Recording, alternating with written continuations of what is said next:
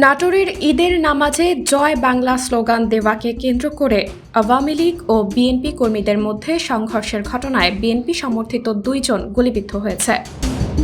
রবিবার 31 মার্চ সকাল 11:30টার সময় লালপুর উপজেলার রামকৃষ্ণপুর চিনি বটতলা এলাকায় ওই ঘটনা ঘটে। প্রত্যক্ষদর্শীরা জানান, ঈদের নামাজ শেষে আওয়ামী লীগ, যুবলীগ ও ছাত্রলীগের কর্মীরা জয় বাংলা স্লোগান দিতে থাকেন। এ সময় বিএনপি ও স্থানীয়দের সঙ্গে তাদের ধাওয়া পাল্টা ধাওয়ার ঘটনা ঘটে। প্রথমে সংঘর্ষে সাব্বির, পিতা লুকমান হোসেন নামে একজন আহত হন। তাকে লালপুর উপজেলা স্বাস্থ্য কমপ্লেক্সে নিয়ে প্রাথমিক চিকিৎসা দেওয়া হয়।